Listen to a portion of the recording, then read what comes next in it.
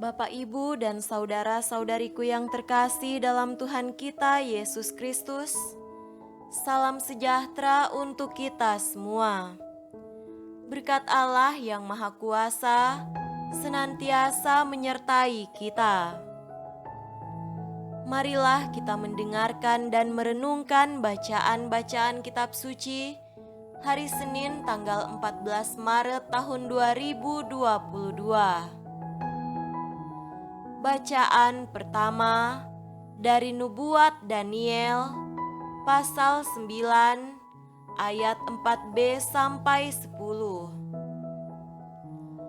Ah Tuhan, Allah yang maha besar dan dahsyat, yang memegang perjanjian dan kasih setia terhadap mereka yang mengasihi Engkau serta berpegang pada perintah-Mu. Kami telah berbuat dosa dan salah, kami telah berlaku fasik dan telah memberontak, kami telah menyimpang dari perintah dan peraturan-Mu, dan kami tidak taat kepada hamba-hamba-Mu, para nabi yang telah berbicara atas nama-Mu, kepada raja-raja kami, kepada pemimpin-pemimpin kami, kepada bapa-bapa kami, dan kepada segenap rakyat negeri.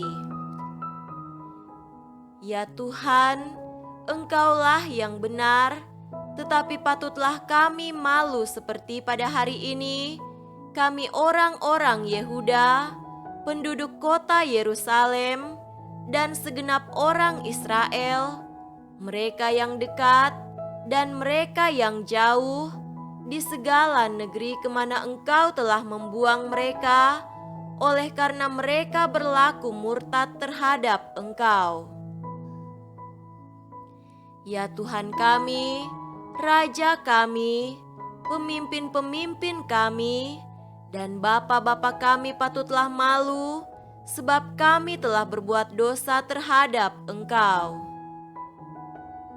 Pada Tuhan Allah kami ada kesayangan dan keampunan, walaupun kami telah memberontak terhadap Dia dan tidak mendengarkan suara Tuhan Allah kami yang menyuruh kami hidup menurut hukum yang telah diberikannya kepada kami dengan perantaraan para nabi, hamba-hambanya.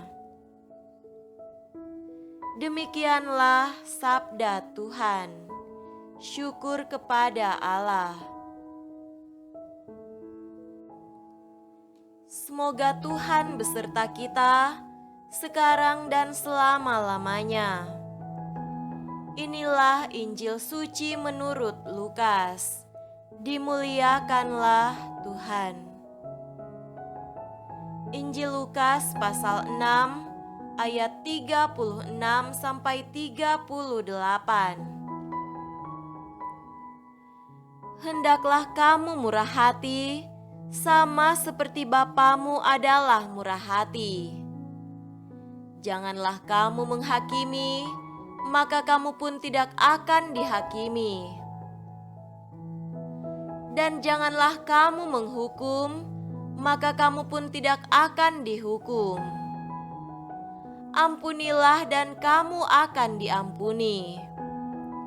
Berilah dan kamu akan diberi, suatu takaran yang baik, yang dipadatkan, yang digoncang dan yang tumpah keluar, akan dicurahkan ke dalam ribaanmu.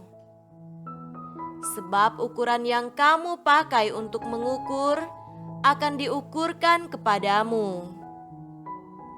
Demikianlah sabda Tuhan.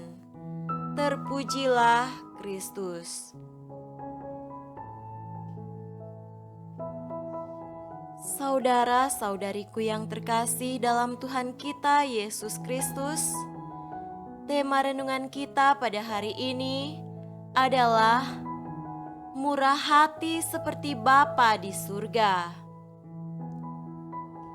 Masa Prapaskah adalah masa yang tepat untuk membangun sikap tobat kepada Allah. Yesus mengajak setiap orang agar murah hati seperti Allah Bapa di surga. Hal ini ditegaskan Yesus sebab ia melihat bahwa manusia gampang sekali menghakimi dan menghukum sesamanya. Menghakimi itu merusak batin orang dan menyakitkan, apalagi bila orang tidak berbuat kesalahan.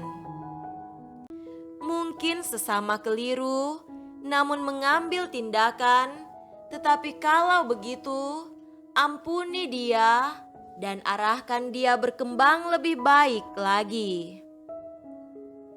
Setiap orang hendaklah membantu sesamanya untuk berkembang maju.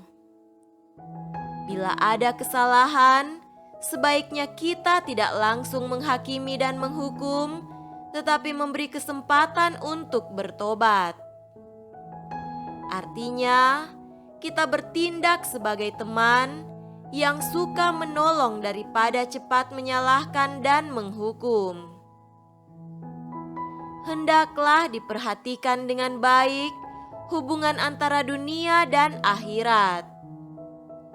Perbuatan manusia di dunia ini sangat menentukan hidupnya di akhirat nanti.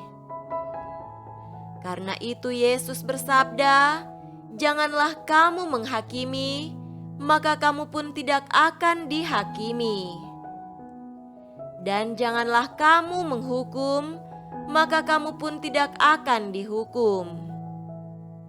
Ampunilah dan kamu akan diampuni.